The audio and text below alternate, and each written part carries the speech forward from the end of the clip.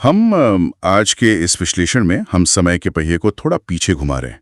हम जा रहे हैं प्राचीन भारत के उस निर्णायक काल में जिसने हमारे आज के समाज और राजनीति की नींव रखी। बिल्कुल। और ये काल है 6ठी शताब्दी ईसा पूर्व का। हाँ, मतलब ये वो समय था जब भारत में दूसरे नगरीकरण की शुरुआत हो रही थी। छोटे छोटे जो कबीले हुआ करते थे ना, वो विशाल साम्राज्यों में बदल रहे थे। सही कहा आपने। इस विस्तृत और गहन चर्चा के लिए हमने जिन स्रोतों का अध्ययन किया है उनमें प्राचीन इतिहास की मानक पुस्तकें शामिल हैं।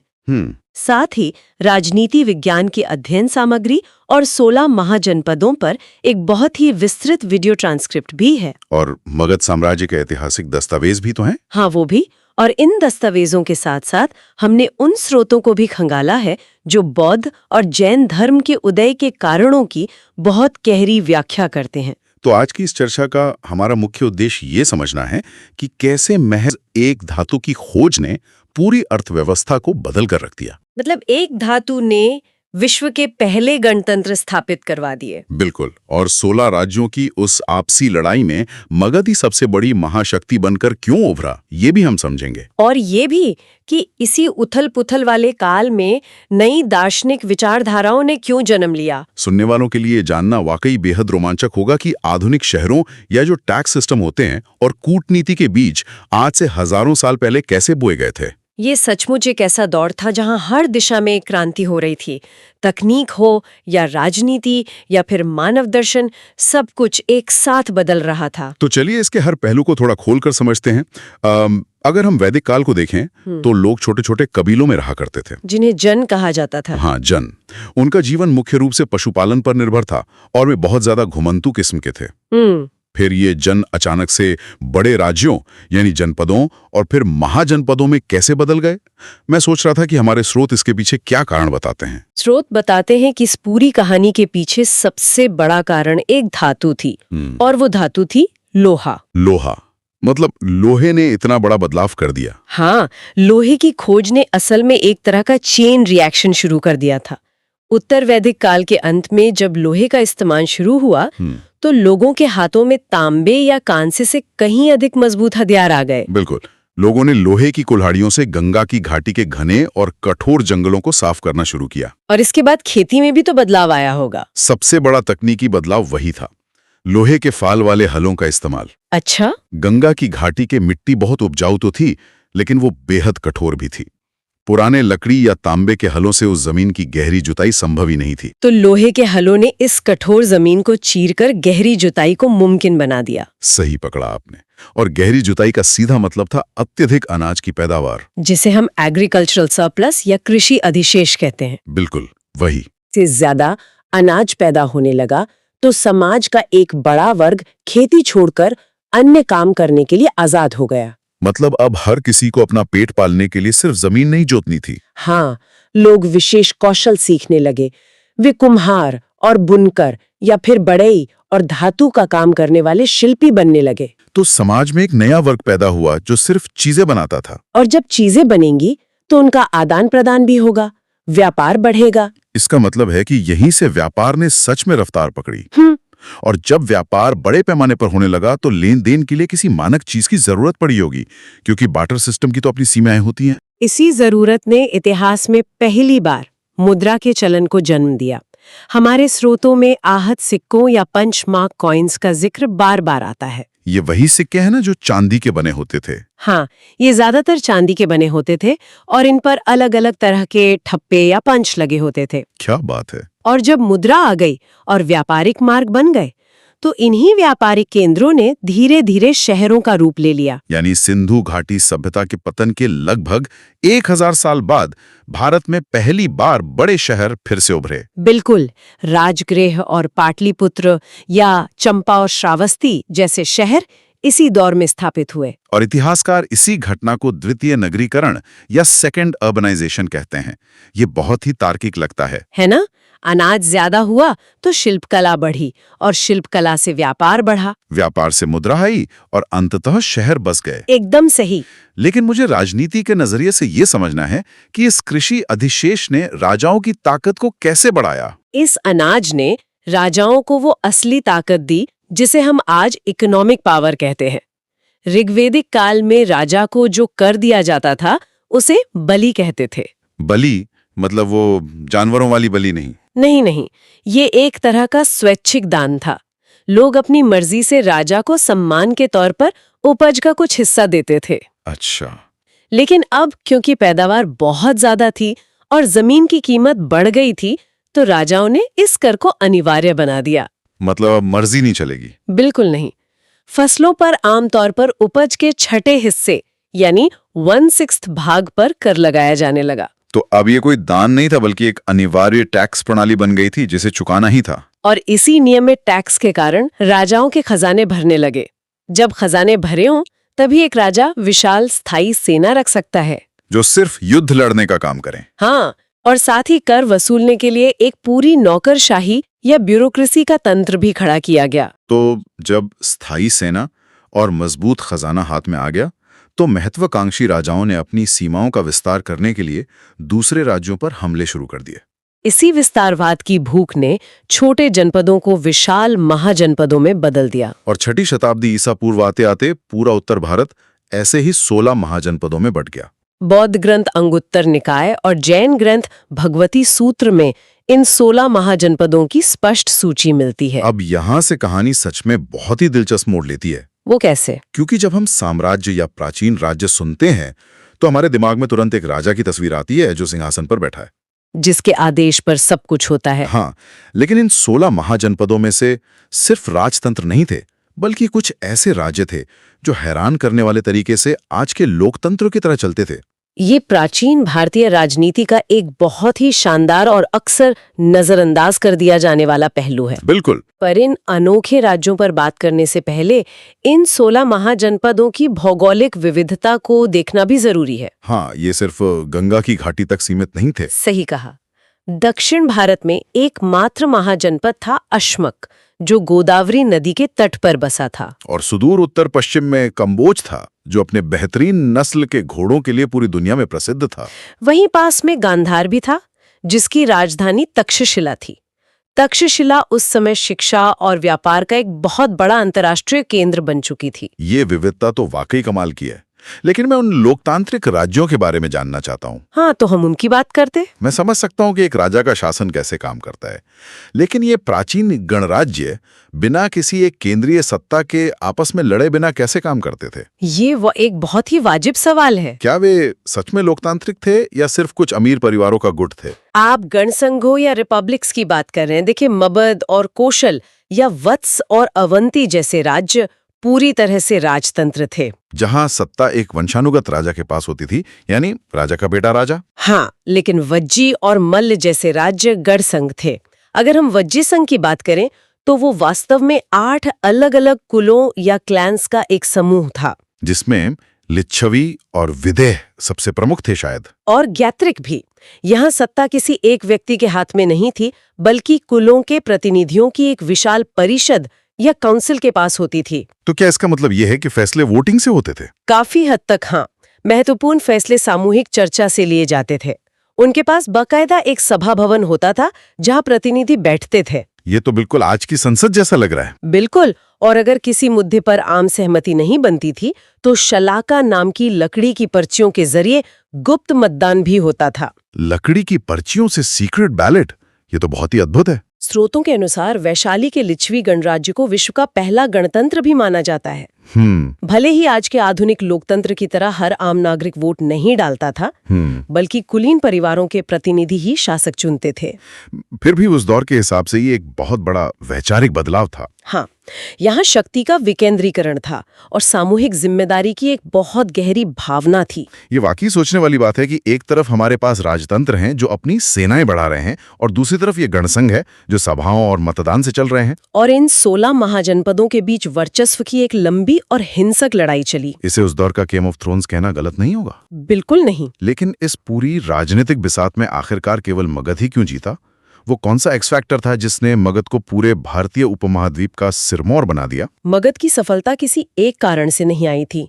यह भूगोल और अर्थव्यवस्था के साथ सैन्य नवाचार और बेहद महत्वाकांक्षी शासकों का तालमेल था। अगर हम भूगोल से शुरुआत करें तो मगध की पहली राजधानी राजगृह थी ना? हाँ, राजगृह 5 अलग अलग पहाड़ियों से घिरी हुई थी।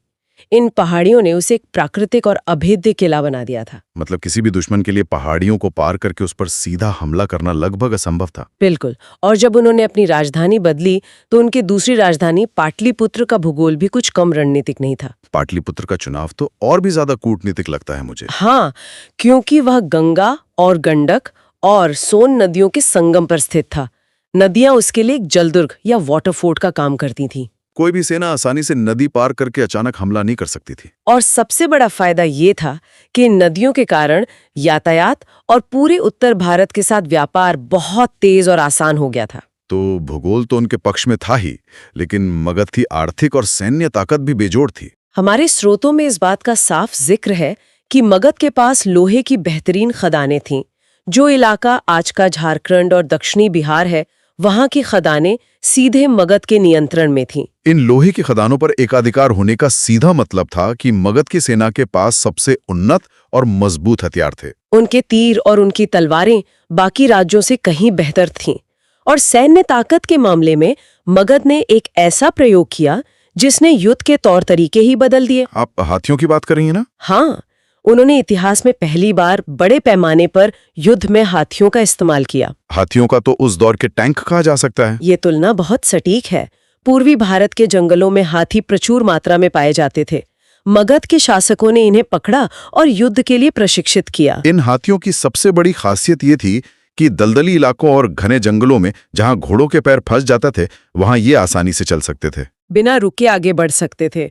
वे दुश्मन की पैदल सेना की पंक्तियों को बुरी तरह रौंद देते थे और किलों के बड़े बड़े दरवाजे तोड़ने में उनका कोई सानी नहीं था। लेकिन एक बात है, बेहतरीन हथियार और हाथी तब तक किसी काम के नहीं होते जब तक उन्हें इस्तेमाल करने वाला दिमाग चतुर ना हो। बिल्कुल सही। मगध के शासकों की कूटनीति भी बहुत आक्रामक और सोची समझी थी। हर्यंक वंश के बिंबिसार का उदाहरण ही ले लीजिए। बिंबिसार एक बहुत ही दूरदर्शी राजनेता थे। उन्होंने समझ लिया था कि साम्राज्य बढ़ाने के लिए हर बार खून बहाना जरूरी नहीं है। उन्होंने वैवाहिक कूटनीति को अपना सबसे बड़ा हथियार बनाया। हाँ, उन्होंने कौशल राज्य की राजकुमारी से और वैशाली के लिच्छवियों की राजकुमारी से और मद्र देश की राजकुमारी से शादियां की। इन शादियों से उन्हें सिर्फ राजनीतिक समर्थन ही नहीं मिला, बल्कि दहेज में काशी जैसा अत्यधिक समृद्ध और व्यापारिक क्षेत्र भी मिल गया। उनके रिश्ते इतने मजबूत हो गए कि कोई भी पड़ोसी राज्य उन पर हमला करने की हिम्मत नहीं कर सकता था। बिंबिसार ने तो रिश्ते बनाए, लेकिन उनका बेटा अजातशत्रु तो बिल्कुल ही अलग मानसिकता का व्यक्ति था। अजातशत्रु अत्यधिक महत्वाकांक्षी और क्रूर था। उसे सत्ता की इतनी भूख थी कि उसने अपने ही पिता बिंबिसार को जेल में डाल दिया और अंततः उनकी हत्या कर दी। उसने सत्ता के लिए जो किया वो काफी खौफनाक था। अजातशत्रु ने कूटनीति की जगह सीधे युद्ध और विस्तारवाद के आक्रामक नीति अपनाई। मुझे स्रोतों में अजातशत्रु और वज्जी संघ के बीच हुए युद्ध का विवरण सबसे ज्यादा हैरान करने वाला लगा। वज्जी संघ को हराने में अजातशत्रु को 16 साल लग गए। और इसके लिए उसने जो जासूसी और कूटनीति का सहारा लिया, वो किसी आधुनिक सस्पेंस थ्रिलर से कम नहीं है। यह प्राचीन भारत के सबसे बेहतरीन जासूसी अभियानों में से एक है। अजातशत्रु अच्छी तरह जानता था कि वज्जी संघ को सीधे युद्ध के मैदान में हराना नामुमकिन है, क्योंकि उनके 8 टुल पूरी तरह एकजुट थे। इसलिए उसने अपने एक बेहद चतुर मंत्री वस्कार का इस्तेमाल किया। वस्कार ने एक नाटक रचाना। हाँ, उसने खुद को अजातशत्रु द्वारा निर्वासित किए गए एक पीड़ित मंत्री के रूप में वैशाली में पेश किया। लिच्छवियों ने उस पर भरोसा कर लिया। ये उनकी सबसे बड़ी भूल थी। वस्कार ने सालों तक वहां रहकर अंदर ही अंदर कुलों के बीच अफवाहें फैलाई और उनके बीच शक पैदा किया, उन्हें आपस में लड़ा दिया। और जब वे अंदर से पूरी तरह खोखले और कमजोर हो गए, तब अजातशत्रु ने सही मौके पर हमला कर दिया। और उस हमले में अजातशत्रु ने 2 बिल्कुल नए और उस दौर के हिसाब से महाविनाशकाली हथियारों का इस्तेमाल किया था। उन हथियारों ने वज्जी संघ के ताबूत में आखिरी कील ठोकने का काम किया। पहला हथियार था रथ मूसल। ये एक ऐसा रथ था जिसमें आगे की तरफ भारी गदा या मूसल लगा होता था, और संभवतः ये बिना घोड़ों के किसी यांत्रिक तरीके से चलता था या इसे सुरक्षित तरीके से धकेला जाता था। यह दुश्मन की भीड़ में घुसकर उन्हें बेरहमी से कुचलता हुआ निकल जाता था। और दूसरा था महाशिला कंटक, जो एक तरह की प्राचीन कैटापोल्ट या पत्थर फेंकने वाली भारी मशीन थी, जिससे बड़े बड़े पत्थर और ज्वलनशील पदार्थ दूर से ही दुश्मनों पर दागे जाते थे। इन्हीं निर्मम रणनीतियों के कारण अजातशत्रु ने शक्तिशाली वज्जी संघ को हमेशा के लिए खत्म कर दिया। इसके बाद शिशुनाग वंश आया, जिसने अवंती की शक्ति को तोड़ा। लेकिन मगध को एक सच्चे अर्थों में विशाल साम्राज्य बनाने का श्रेय जाता है नंदवंश को। महापद्मनंद, जिन्हें कई इतिहासकार भारत का पहला साम्राज्य निर्माता मानते हैं। उन्होंने एक के बाद एक कई क्षत्रिय राजवंशों का समूल नाश किया। उन्होंने एक ऐसी विशाल और पेशेवर सेना खड़ी की जिसकी कल्पना भी उस समय किसी ने नहीं की थी। उनके उत्तराधिकारी धनानंद के पास तो इतनी विशाल सेना थी कि उसके खौफ ने दुनिया के इतिहास का रुख ही बदल कर रख दिया। इतिहास के उस रुख और विदेशी आक्रमणों पर हम थोड़ी देर में आएंगे, लेकिन इस कहानी का एक दूसरा और बहुत ही गहरा पहलू भी है। आप धर्म और दर्शन की बात कर रहे हैं ना? हाँ, ये समझना बहुत जरूरी है कि जब राजा सत्ता के लिए युद्ध लड़ रहे थे और नए शहर बस रहे थे, ठीक उसी समय समाज के भीतर एक बहुत गहरी उथल-पुथल मची हुई थी। एक तरफ खून खराबा था तो दूसरी तरफ शांति की तलाश। इसी दौर ने भारत को दो नए और महान दर्शन दिए, बौद्ध धर्म और जैन धर्म। ये दार्शनिक क्रांति अचानक नहीं हुई थी। ये उस समय के सामाजिक और आर्थिक हालातों की एक स्वाभाविक प्रतिक्रिया थी। नगरीकरण और बढ़ते व्यापार ने वैश्य वर्ग को जन्म दिया था। ये व्यापारी आर्थिक रूप से तो बहुत ज्यादा समृद्ध हो गए थे, लेकिन वैदिक वर्ण व्यवस्था में उन्हें वो सामाजिक सम्मान नहीं मिल रहा था जो जन्म के आधार पर ब्राह्मणों और क्षत्रियों को प्राप्त था। उनमें इस असमानता को लेकर गहरी बेचैनी थी। इसके साथ ही वैदिक कर्मकांड भी तो बहुत जटिल और बेहद महंगे हो गए थे। एक आम इंसान के लिए उन अनुष्ठानों को करना मुश्किल होता जा रहा था।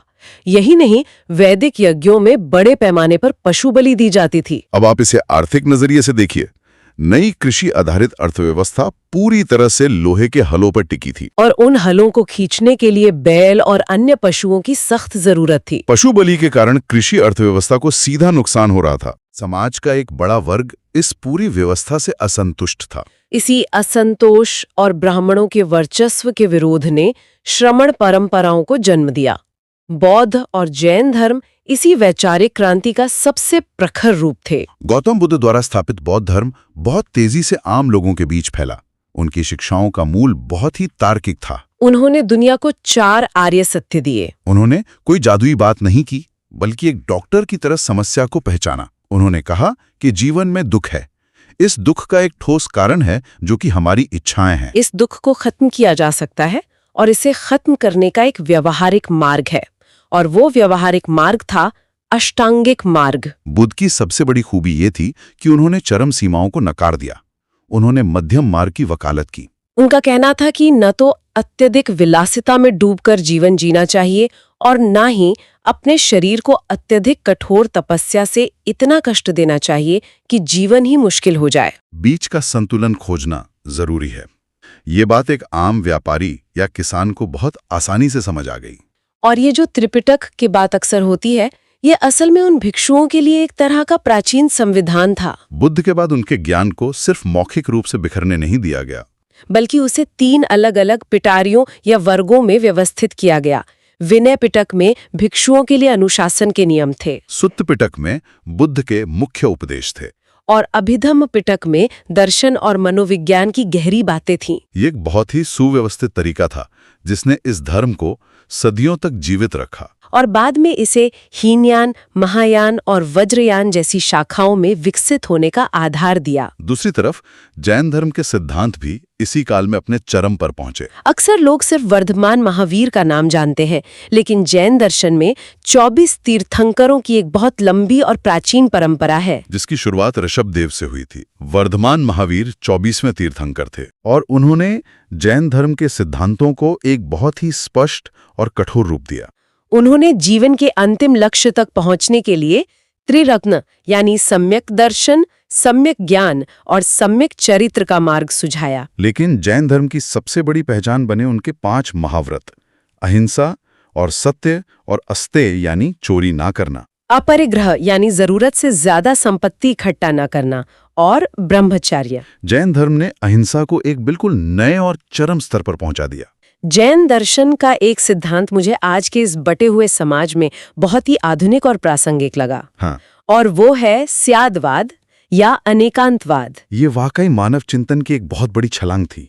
स्यादवाद बताता है कि हर सत्य सापेक्ष या रिलेटिव होता है और वो बहुआयामी होता है। किसी भी एक चीज या विचार को देखने के कई नजरिए हो सकते हैं। कोई भी एक नजरिया अपने आप में अंतिम और पूर्ण सत्य नहीं होता। किसी दूसरे के विचार को पूरी तरह से नकार देना गलत है। ये सिद्धांत एक बहुत ही सहिष्णु समाज की नींव रखता है, जहां अलग अलग विचार एक साथ रह सकते हैं। यहाँ एक बहुत दिलचस्प कड़ी जुड़ती है। जी बताइए। ये समझना मुश्किल नहीं है कि कैसे शहरों के विकास और विशेषकर व्यापारिक वर्ग ने इन नए धर्मों को हाथों हाथ लिया। व्यापारियों के लिए ये बहुत ही व्यावहारिक विकल्प था। व्यापार के फलने फूलने के लिए सबसे ज्यादा जरूरत होती है शांति की। और बौद्ध तथा जैन धर्म दोनों ही शांति और अहिंसा की बात करते थे। दूसरा बड़ा कारण ये था कि इन धर्मों ने जन्म के आधार पर होने वाले जाति पाति के भेदभाव को पूरी तरह नकार दिया। इससे समाज के उस वर्ग को भी इनमें सम्मान मिला जो अपनी मेहनत से अमीर तो बन गया था, लेकिन जिसे समाज में इज्जत नहीं मिलती थी। जब भारत के मध्य और पूर्वी भाग में ये सब हो रहा था, जहां एक तरफ मगध एक क्रूर साम्राज्य बन रहा था और दूसरी तरफ नए धर्म जन्म ले रहे थे, तब उत्तर पश्चिम सीमांत पर एक अलग ही कहानी चल रही थी। वहां विदेशी ताकतें नजर गड़ाए हुए थीं। भारत का उत्तर पश्चिमी हिस्सा, जो आज का पाकिस्तान और अफगानिस्तान का इलाका है, वो राजनीतिक रूप से कई छोटे छोटे राज्यों और कबीलों में बटा हुआ था। वहां मगध जैसी कोई एक विशाल केंद्रीय सत्ता नहीं थी जो सबको एक साथ ला सके। इसी राजनीतिक शून्यता का फायदा उठाकर ईरान के हखामनी साम्राज्य के शासक डेरियस प्रथम ने 518 ईसा पूर्व में आक्रमण कर दिया। मैं सोच रहा था, इस ईरानी आक्रमण का भारत पर क्या दीर्घकालिक असर हुआ? क्या ये सिर्फ लूटपाट तक सीमित था? ये सिर्फ सैन्य आक्रमण नहीं था। इसका सबसे गहरा असर अर्थव्यवस्था और संस्कृति पर पड़ा। भारत और ईरान के बीच नए व्यापारिक मार्ग खुल गए। जब दो सभ्यताएं मिलती हैं तो विचारों का भी लेन देन होता है। ईरानी लिपिकों के साथ भारत में एक नई लिपि का आगमन हुआ, जिसे खरोष्ठी लिपि कहा जाता है। अरबी की तरह यह भी दाईं से बाईं ओर लिखी जाती थी। बाद में जब हम सम्राट अशोक के उत्तर पश्चिमी शिलालेखों को देखते हैं तो उनमें इसी लिपि का इस्तेमाल हुआ है। लेकिन ईरानियों के बाद जो भूचाल आया, उसने तो दुनिया का नक्शा ही बदल दिया। दुनिया जीतने का ख्वाब देखने वाला मैसिडोनिया का सिकंदर 326 ईसा पूर्व में भारत की दहलीज पर आ धमका। सिकंदर ने उस विशाल ईरानी साम्राज्य को नष्ट कर दिया था और अब उसकी नजर भारत की असीम दौलत पर थी। जब वो भारत पहुंचा तो तक्षशिला के शासक ने बिना लड़े ही घुटने टेक दिए। लेकिन जब वो झेलम नदी के तट पर पहुंचा, जिसे यूनानी हाइडस्पेस कहते थे, तो उसका सामना राजा पोरस से हुआ। पोरस का राज्य छोटा था, लेकिन उन्होंने सिकंदर की उस अपराजय सेना का जिस बहादुरी से सामना किया, वो इतिहास में अमर है। हालांकि पोरस हार गए, लेकिन सिकंदर उनकी वीरता से इतना प्रभावित हुआ कि उसने पोरस का पूरा राज्य उन्हें ससम्मान लौटा दिया। और यहीं से कहानी में वो ऐतिहासिक मोड़ आता है। पोरस को हराने के बाद सिकंदर की सेना आगे बढ़ी और ब्यास नदी के तट पर पहुंच गए। सिकंदर की नजर अब गंगा की घाटी पर थी। लेकिन फिर अचानक उस सेना ने, जिसने दुनिया के सबसे बड़े साम्राज्यों को खाक में मिला दिया था, आगे बढ़ने से साफ इनकार कर दिया। उन्होंने अपने ही राजा के खिलाफ विद्रोह कर दिया। इसकी असली वजह क्या थी? क्या वे सिर्फ घर की याद से परेशान थे? घर से दूर होने की थकान एक कारण जरूर थी, लेकिन असली वजह था वो खौफनाक सच जो ब्यास नदी के उस पार उनका इंतजार कर रहा था। यूनानी सैनिकों ने मगध के विशाल नंद साम्राज्य की खौफनाक कहानियां सुन ली थी। उस समय मगध की गद्दी पर धनानंद बैठा था। यूनानी इतिहासकारों ने खुद अपने दस्तावेजों में लिखा है कि धनानंद के पास 2 लाख पैदल सैनिक और 20,000 घुड़सवार थे और 2,000 रथ, और सबसे ज्यादा डराने वाली चीज 3,000 प्रशिक्षित युद्ध हाथियों की एक विशालकाय सेना। यूनानी सैनिकों ने झेलम के युद्ध में पहली बार पोरस के कुछ दर्जन हाथियों का सामना किया था। और उसी अनुभव ने उनके रोंगटे खड़े कर दिए थे। अब यह कल्पना करना ही उनके लिए भयानक था कि सामने 3,000 हाथी दीवार बनकर खड़े होंगे। उनकी हिम्मत पूरी तरह जवाब दे चुकी थी। सिकंदर बहुत चाहता था कि वो आगे बढ़े और पूरे भारत को फतह करे, लेकिन वो अपनी ही सेना से हार गया। सामने एक ऐसी सेना थी जो उन्हें सचमुच पैरों तले रौंद सकती थी। आखिरकार महान सिकंदर को वहीं से, ब्यास नदी के तट से, अपना विश्व विजय का सपना छोड़कर वापस लौटना पड़ा। ये पूरे इतिहास का एक बहुत ही शानदार अध्याय है। तो आज की इस पूरी चर्चा का अगर हम सार निकालें तो हमने देखा कि कैसे लोहे की एक साधारण सी खोज ने एक ऐसा आर्थिक चक्र शुरू किया जिसने खेती को मजबूत किया और व्यापार बढ़ाया और अंततः बड़े शहरों और महाजनपदों को जन्म दिया। हमने ये समझा कि मगध सिर्फ अपनी किस्मत से नहीं बल्कि अपनी बेहतरीन भौगोलिक स्थिति और लोहे की खादानों के दम पर जीता। और साथ ही हाथियों की सेना और कभी वैवाहिक तो कभी बेहद क्रूर जासूसी कूटनीति के दम पर पूरे भारत पर अपना वर्चस्व स्थापित कर पाया। इसके साथ ही हमने ये भी गहराई से देखा कि इस द्वितीय नगरीकरण की उथल-पुथल ने केवल अर्थव्यवस्था और राजनीति को नहीं बदला, बल्कि दुनिया को बौद्ध और जैन धर्म जैसे नए तार्किक और समानता पर आधारित जीवन दर्शन दिए। प्राचीन भारत के वज्जी और मल्ल जैसे गणसंघों ने यह भी साबित किया कि सत्ता का विकेंद्रीकरण और लोकतांत्रिक मूल्य कोई आज की आधुनिक अवधारणा नहीं है, बल्कि यह भारत के प्राचीन राजनीतिक ढांचे का ही एक जीवंत हिस्सा रहे हैं। ये पूरा इतिहास सिर्फ कुछ राजा महाराजाओं के युद्ध और संधियों की मृत कहानियां नहीं है। ये समझने का एक बहुत ही स्पष्ट जरिया है कि कैसे अर्थव्यवस्था का एक छोटा सा बदलाव और नई तकनीक मिलकर पूरी दुनिया का नक्शा बदल देते हैं। ये सच है कि जो काम 6ठी शताब्दी ईसा पूर्व में लोहे और कृषि अधिशेष ने किया था, शायद वही काम आज की सदी में डेटा और इंटरनेट कर रहे हैं। बिल्कुल, मानव सभ्यता का विकास इसी तरह काम करता है। इतिहास हमेशा खुद को अलग अलग रूपों में दोहराता है, बस उसके उपकरण और तकनीकें बदल जाती हैं। अंत में जाते जाते एक बहुत ही गहरा और विचार उत्तेजक सवाल जहन में आता है। वो क्या? जरा कल्पना कीजिए, अगर सिकंदर की सेना ने ब्यास नदी के तट पर विद्रोह नहीं किया होता और वो सीधे आगे बढ़कर मगध की उस 2 लाख की विशालकाय सेना से टकरा जाती, तो इतिहास के पन्ने क्या कह रहे होते?